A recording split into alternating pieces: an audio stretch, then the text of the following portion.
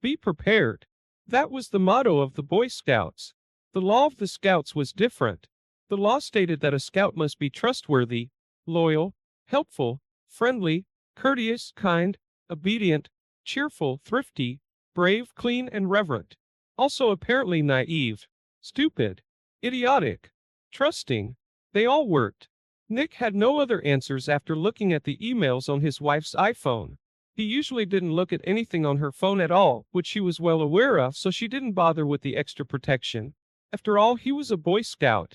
He was as honest as anyone else. He didn't invade anyone's privacy. But Nick's wife was going out of town in a few weeks, and Nick was trying to remember the name of her hotel. She told him before, but he hadn't paid attention and wanted to avoid an argument about why he hadn't. Such arguments have been happening more often lately. After their wedding 5 years ago, this trip would be the longest time they would be apart, and Nick thought about doing something romantic like sending flowers. After all, what could be better than showing the woman he loved how much he loved her, and sending her flowers while she was several thousand miles away in the city of love, Paris. It was the city of love, sure, but he wasn't the one she was going to love. No, it was Dwayne who was also going on the trip. Typing in his wife's phone access code, the date of their wedding, Nick found himself reading one of the work-safe emails his wife and Dwayne had exchanged over the past few weeks. They discussed a nighttime stroll down the Champs-Élysées, and then a moonlit boat ride on the Seine. Almost as surprising as the affair itself was the fact that Nick's wife Linda and her lover Dwayne exchanged messages using their work email accounts. She should have known better. So should Dwayne. Like Nick, Linda was a lawyer. Dwayne worked as a paralegal at Linda's firm. All three of them had done enough document handling and major litigation, where huge teams of lawyers and paralegals read each of the hundreds of thousands of emails that had been received, or were being considered for receipt as part of document discovery. There was always a story about an affair by one or two idiots, and then the lawyers would try to figure out if the affair was relevant, and if so, how to limit damages. Nick didn't really pay attention to what Linda had told him about the trip, and the name of the hotel where the team would be staying because something funny was going on. At that moment, Nick didn't know what it was, but instinct made his hair stand on end. 5 years as a lawyer, listening to clients lie and listening to lawyers carefully avoid lying by not telling everything, had made his listening skills sharp. And something was wrong when Linda initially told him about the trip. A very boring arbitration case that would keep them so busy, they wouldn't even be able to enjoy the sights. She said it without looking at him at all, and a little too flippantly. She knew Paris was one of Nick's favorite cities, and they always talked about going together because Linda had never been there. Nick found her response odd, but he hadn't even envisioned this worst-case scenario. The line of the email he was looking at now, however, was an awe stabbed straight into his heart. Why don't you just lose the Boy Scout so we can spend more time together and not worry? Dwayne wrote last night.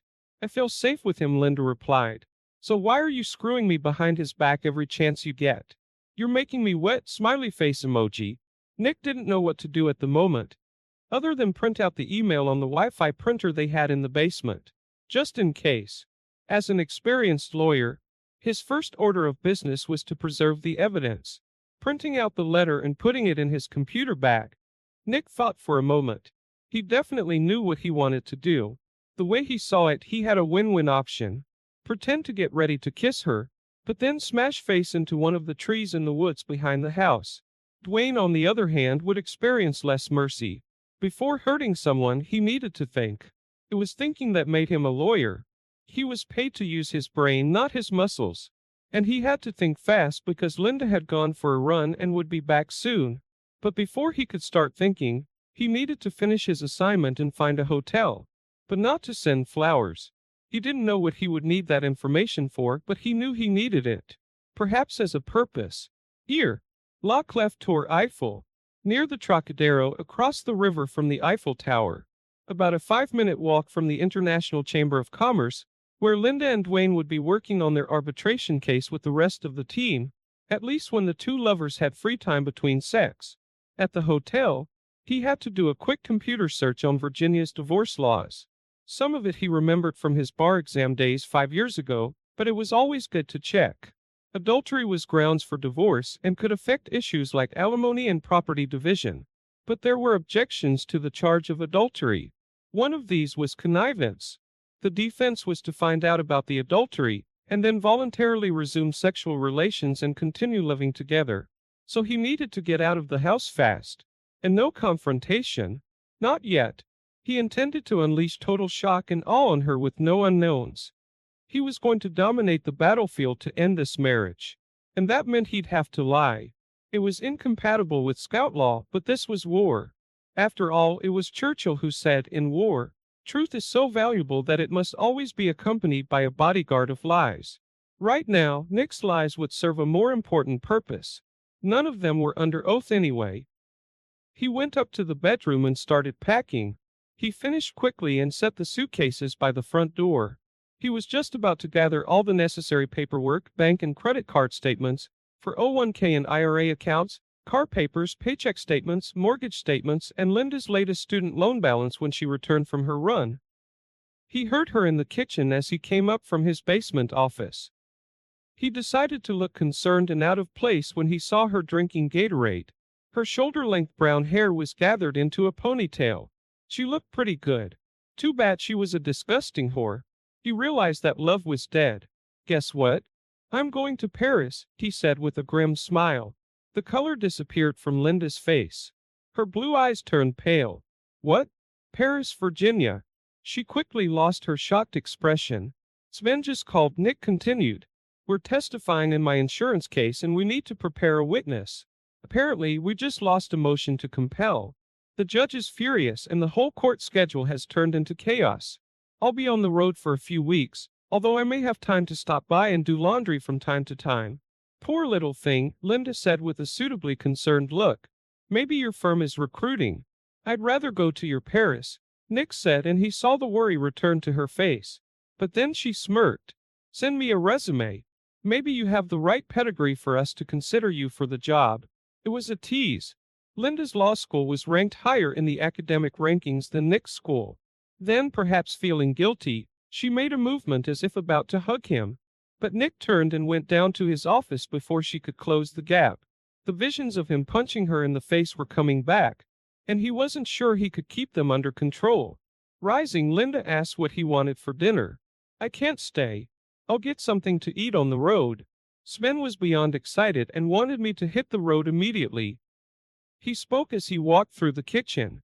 Linda followed him to the door, looking a little worried. When he took the suitcases and headed for the exit, she pressed her lips together for a goodbye kiss. I'm sorry. I think I have a cold. I had a sore throat this afternoon. Maybe it's allergies, but I don't want you to catch anything. Linda followed him to the car as he loaded it up. When are you coming back? Probably not until Friday at the earliest. After Paris, we're going to Roanoke. And next week we have to go to Baltimore. Perhaps he was becoming even more paranoid. But he thought he could hear the gears of her brain turning as he watched her stare off into the distance, as if calculating what unexpected possibilities his absence would open up. He waved goodbye and drove away from the driveway. He hoped she'd just assume he was busy with work, and annoyed that he'd been called in on a Saturday. His acting skills weren't capable of much more than that right now, but he suspected she was already planning to ask Dwayne out. Nick drove until he pulled up to the nearest shopping center with the coffee shop. Like most lawyers, he thought better on paper. As he sipped his coffee, he began to make a list of cases. He paused for a moment to realize that he had never once thought about reconciliation. It wasn't even an option. There would be retribution. The only question was the degree. He was interrupted by the phone ringing. He didn't recognize the number. Yes. Impatiently, he replied. Mr. Buford? I'm Sam Granger. I don't think we've met, but I'll get right to the point. I got your number from old real estate records. I'm in the business of buying old houses and tearing them down to build McMansions. I know. Everyone hates what I do, but they don't hate me as much when I give them a check. Granger spoke so fast that Nick didn't have time to react, only thinking that the house wasn't old. It was cozy, and why the hell was he talking about tearing it down? But then his rational mind took over. I'd like to buy your house so I can tear it down. I'd offer to build you a mansion, but I can never guarantee the timing of new construction, especially with county permits and all that. I make all my profits by renting them out quickly, but I think I could get you a very good price if you and your wife are motivated to sell. Nick could hardly contain a Grinch-like smile. Linda had picked out a house shortly before their wedding. It was an old ranch house, but with a nice yard that looked right out onto a patch of woods with a creek running through it. It was close to major highways but was quite secluded and peaceful. What finally won her over was the treehouse in the yard across from the bedroom window. She liked that it was a house ready for children. Nick liked the price and the fact that it was only 20 minutes from a major metro parking lot. That and a 30-minute train ride to work wasn't a bad option for the neighborhood. Mr. Granger, I will be busy at work for the next few days, so I cannot guarantee access to the property. Call me Sam. I don't need to see him inside. Like I said, it's a demolition job and I've already checked it out from the outside. Can you meet me Sunday morning, Sam? Of course. By the way, I'll probably do the closing of the deal myself by executing a power of attorney for my wife. She is very busy with work at the moment. No problem. I'll give you the form we use. Nick noted the address and began to draw the outline of a plan. She felt safe with her Boy Scout, didn't she? That was because Linda didn't know that good old Lord Baden-Powell had used the military scouts as a model for what would become his boys' movement. Skills such as stealth, cunning, and self-reliance. Ambush, in other words. She never sees what awaits her until it's too late. But first, a reconnaissance. To that end, he knocked over his empty coffee cup and walked out to his car to get some privacy. He dialed a number on his cell phone and dialed a number. Frank. He asked when the call was answered. I need a favor. And I need it now. Frank Barry was a private investigator. During his 5 years as a corporate lawyer, Nick made it a habit to help poor people with their legal problems on a pro bono basis. This was in line with his ideas of public service. In addition, he received a per-hour fee from his firm for doing so and real courtroom experience, something his day job usually didn't provide. One of his law school classmates recommended Frank to help with a nasty divorce case in which a stepfather was sexually abusing his stepdaughter. Frank's evidence allowed him to apprehend the boyfriend when the sluggish police response failed. And thanks to that evidence, the divorce case was handled quickly. Frank listened while Nick explained what he had learned. And you think your wife would invite him into her bed tonight? Is she that brazen? Arrogant. She was one of the top students in her class in law school. Thinks she can do no wrong. I'll do it myself. I'm indebted to you. The Rivera divorce case brought me a lot of good publicity. The phone hasn't stopped ringing. I appreciate that, Frank, Nick said.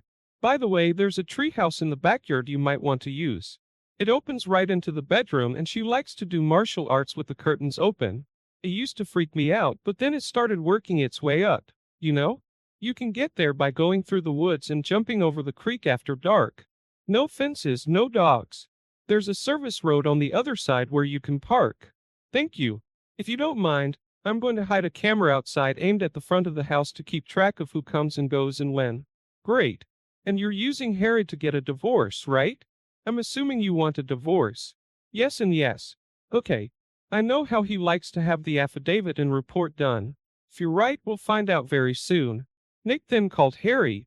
Is this about the law school reunion, Nick? I've gotten 5 calls already asking me to contribute to their capital fund. No. I want to hire you. Linda's cheating and I want to burn the bitch. After Nick had brought him up to speed, Harry said, come back tomorrow. I know it's Sunday, but I still had some paperwork to deal with at the office, so I was going to stop by. We could start with this. It sounds like you've already dealt with how not to indulge in adultery. Harry is dealing with clear and convincing evidence. The hardest part will be fighting over the financial settlement.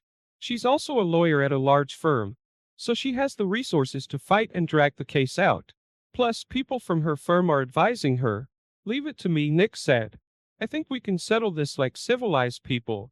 Then that means you're not going to burn the bitch, but okay. We'll see what you come up with. His last call was more delicate. Hello? Maggie? It's Nick. The silence on the other end of the line was deafening. Maggie? You son of a bitch. I'm glad to talk to you too, dear, after all these years. What do you want, Nick? After all this time? I need your help. I thought Linda was your assistant. It's because of Linda. She's cheating. What a surprise. Can't help you emotionally or sexually these days. I'm dating. And I'm sure he's lucky. Look, I'm sorry. I'm sorry we fooled around and let it ruin our friendship. I'm also sorry that I let Linda cut you out of my life when I thought we had a chance to be friends again. But as a friend, I need your help. Asshole, Nick left her stewing. What do you want, Nick? He told her. There was silence on the line. Then there was laughter. I agree, she said, calming down. But he could still hear the smile in her voice. You always made me laugh. Thank you, Maggie. When the dust settles, you'll have to introduce me to Mr. Lucky so I can congratulate him on his fine taste and take you both out to dinner. Sedate, she said. He needed somewhere to hide out for a while and make a plan of action. So he found an extended stay hotel outside the Beltway in Fairfax, far enough away from the usual places he and Linda frequented that he wouldn't be spotted, settled in, and went to get some food. He wasn't particularly hungry, but he knew he needed something in his stomach to digest the alcohol he was about to drink. The restaurant called El Mariachi was across the street from the hotel. It would be enough because the frijoles and cheese would just make him sick. As the hostess sat him down in a booth, he saw the bartender looking at him. He seemed vaguely familiar, but Nick put the thought out of his mind. He had enough to worry about at the moment. To see pupusas on the menu meant that the restaurant was a Central American establishment pretending to be Mexican. Most Americans didn't know the difference. Along with his meal, he ordered some cheap tequila. He knew the next day's hangover would be brutal, but he considered the pain part of the rite of passage. The waitress returned with a bottle of excellent top-shelf tequila and a highball glass. When Nick looked up at the waitress, she merely pointed to the bartender, who saluted him. Nick accepted the greeting and poured himself a generous portion as the bartender went back to serving other customers.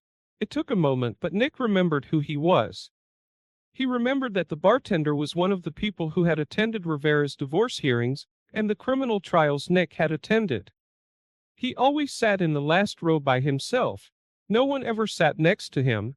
Once, his client Sonia's daughter hugged him, but when Nick asked Sonia who it was, she remained silent and said he was just a family friend. Nick ate in silence, making notes in his notebook and drinking tequila.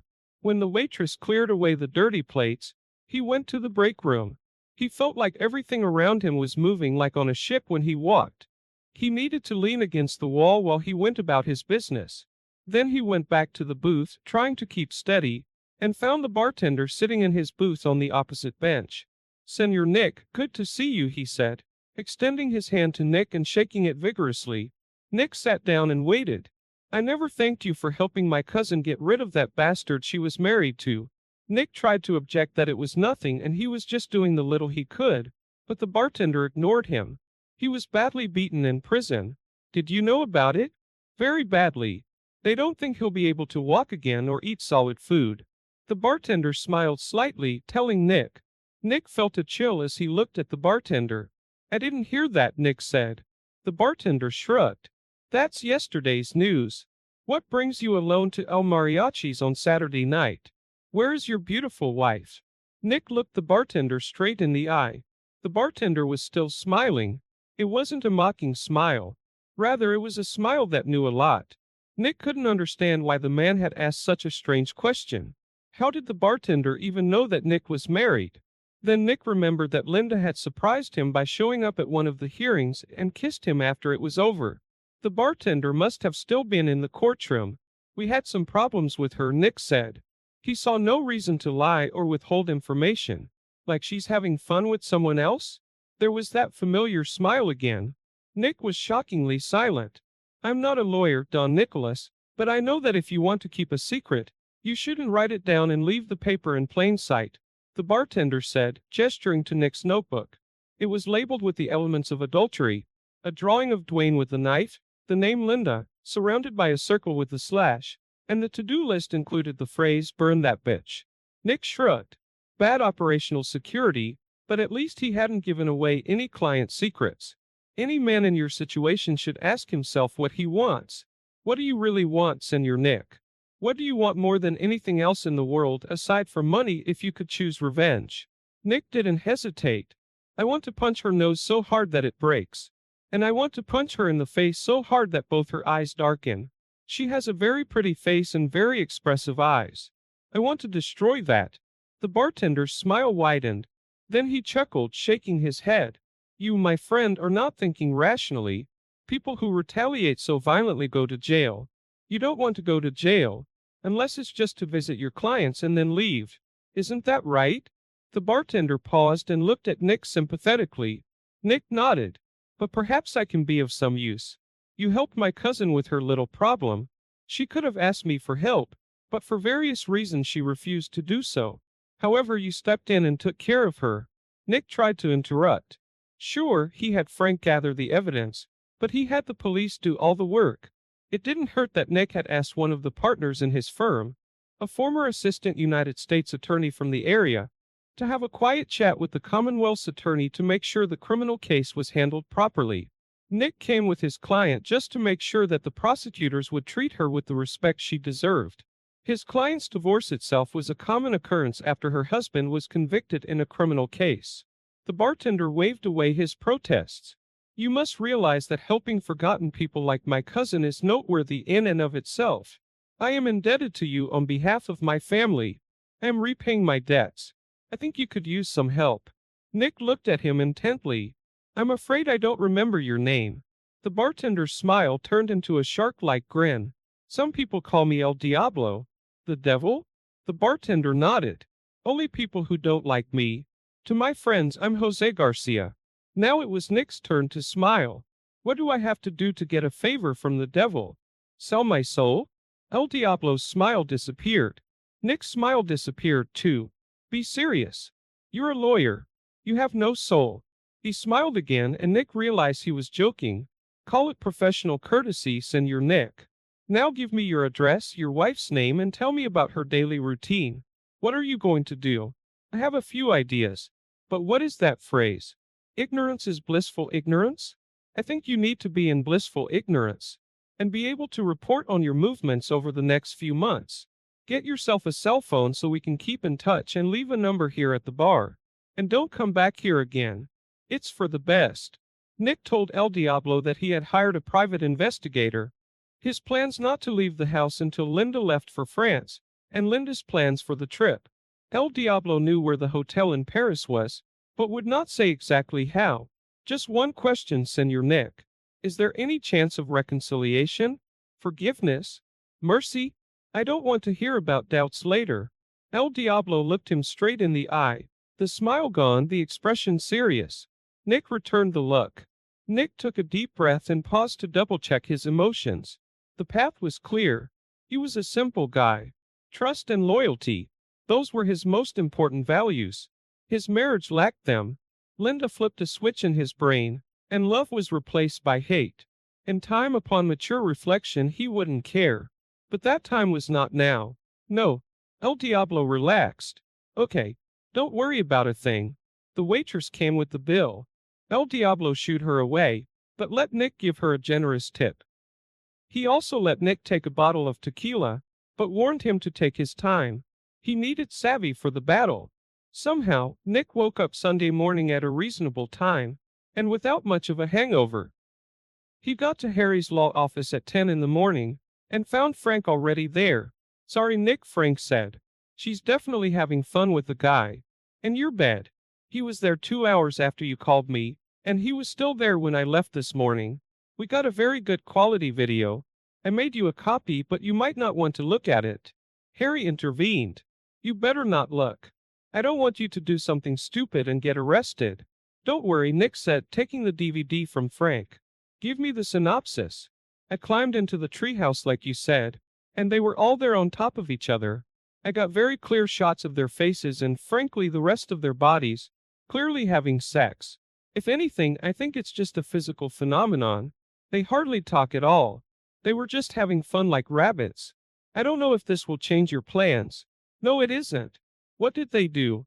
Well, I won't go through all the positions. But I will say this, they both had a lot of stamina. Thank you.